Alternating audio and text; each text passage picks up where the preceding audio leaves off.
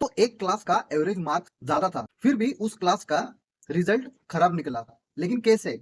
Statistic के इन्हीं दो बेसिक और बहुत ही ज्यादा इंपॉर्टेंट कंसेप्ट्स पे आज हम बात करेंगे, जो है मीन और मीडियन। तो मान लो हमारे पास दो क्लास है, क्लास ए और क्लास बी, और आपको क्लास ए और क्लास बी दोनों के मार्क्स दिख रहे हैं। तो क्लास वन में 5 में से सिर्फ 3 बच्चे पास हुए हैं और उनका एवरेज पासिंग स्कोर कितना है? 60%। लेकिन क्लास टू में सब स्टूडेंट पास हो चुके हैं और उनका एवरेज स्कोर कितना है? 10 आउट ऑफ 10। 100% उनका रिजल्ट है।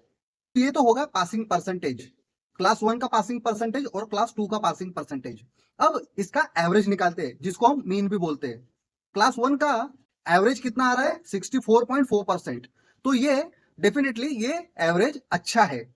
अब अगर हम क्लास टू का एवरेज निकालेंगे तो क्लास टू का एवरेज आ रहा है 48.8%, जो क्लास वन के मुकाबले में बहुत ही ज्यादा कम है। तो इसमें ट्विस्ट ये है कि क्लास वन में जो भी टॉपर बच्चे, उन्होंने क्या किया है? उन्होंने वो एवरेज को ऊपर खींच के रखा है, ऊपर खींचा हुआ है। इसलिए जो स्टूडेंट फेल हो गए हैं क्लास वन में, उनके भी मार्क्स उस एवरेज में कैलकुलेट हो रहे हैं और उसकी वजह से उनका एवरेज ज्यादा दिख रहा है।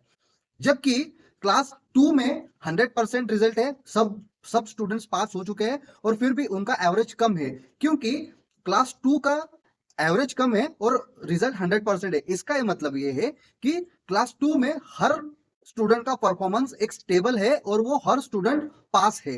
तो इसलिए आपको सिर्फ एवरेज देख के ही कुछ चीजों पे डिसाइड नहीं करना है, आपको मीडियन भी देखना है। मीडियन को हम 50 परसेंटाइल भी बोलते हैं कि 50% के पास कितने स्टूडेंट है या फिर कितने नंबर्स या फिर कितना डेटा 50 परसेंटाइल पे लाई करता है।